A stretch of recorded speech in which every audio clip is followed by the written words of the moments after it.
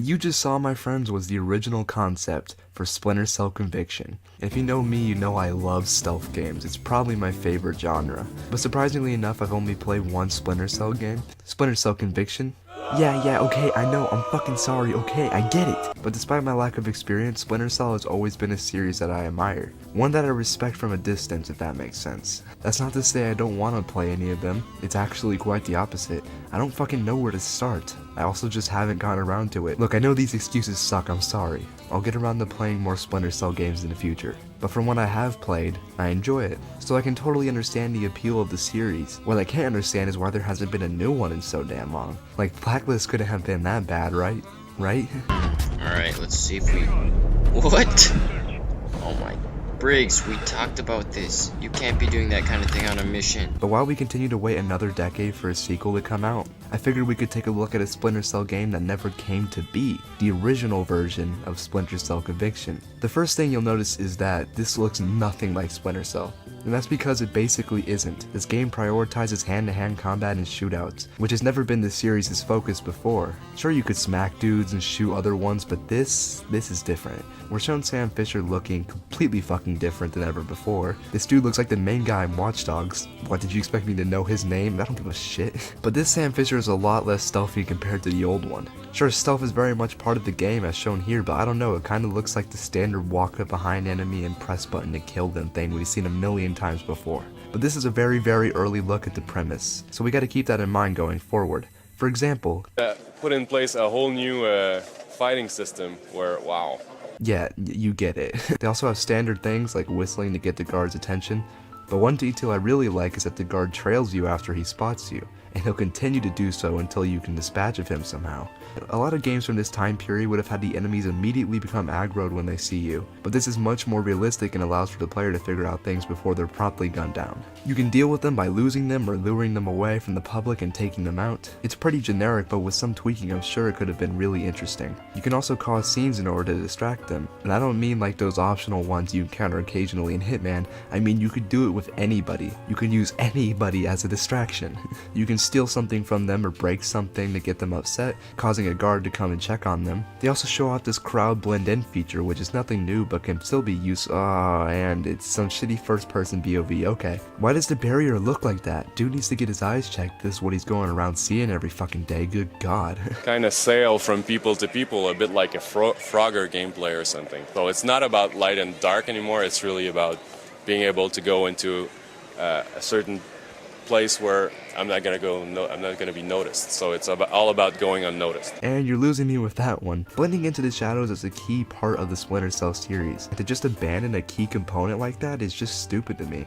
I can understand the idea of blending in pure sight or whatever, but come on, don't change the series as we know it completely. They claim that the old system of stealth would be completely overhauled into a new one. Basically, the player would have several different routes and opportunities to complete the level. Sam also wouldn't have all his gadgets available from the beginning. You get new weapons by trading them in the black market. The lack of tools requires the player to improvise, which was the main focus for this game's stealth. You can do that by hiding in plain sight or fucking with the environment. As seen here, you could cause an explosion to send everybody into a panic, allowing you to slip past and complete your objective.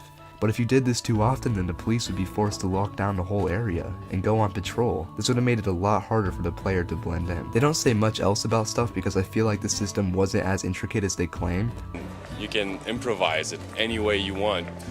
The only thing is you have to go to that place. I could have come from the other side, used the crowd, used like maybe some other gadgets that I'm gonna get from the black market, like trade some other explosion somewhere else, or blow up a car, or start an alarm system on the car, or, you know, there's a lot of different things that the player is going to be able to do. Gee, pal, that's a lot of non-specific ideas you just listed.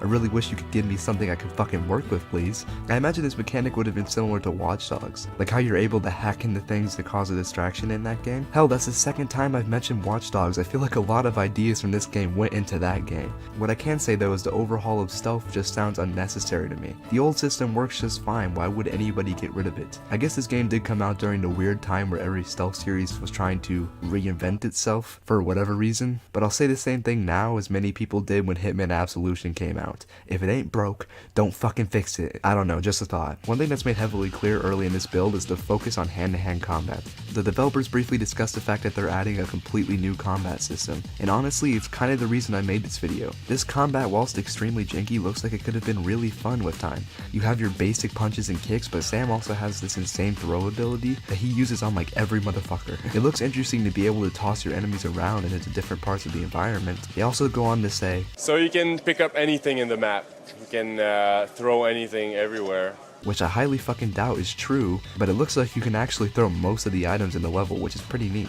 I'm really curious as to what this game would have turned into over time, but I guess we'll never know. The actual game abandons just about everything that was established here. The final game is a lot closer to what the series is known for, but it still received a lot of criticism for the changes it did make, and that's because you really don't need to change Splinter Cell, and they shouldn't have been trying to. They could have made this demo into its own gameplay entirely, and it could have actually been really fun, but I guess we'll never know.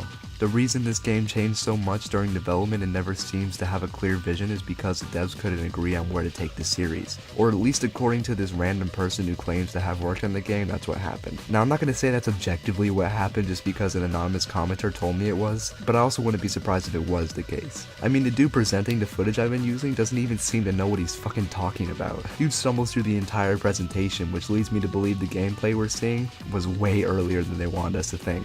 That's the whole idea, the whole concept behind like the 3 buttons. There's probably going to be some more buttons that we're going to add for some specific things along the way. He even gets stuck at one point and has to shoot the enemies when he was supposed to be fighting them. In closing, I've always been very curious about this game for whatever reason. If they had made it its own title instead of trying to force it into the Splinter Cell series, then we could have gotten something really cool and unique. I've had this game on the back of my mind for a while now, and I just wanted to make a video about it to get it out of my system.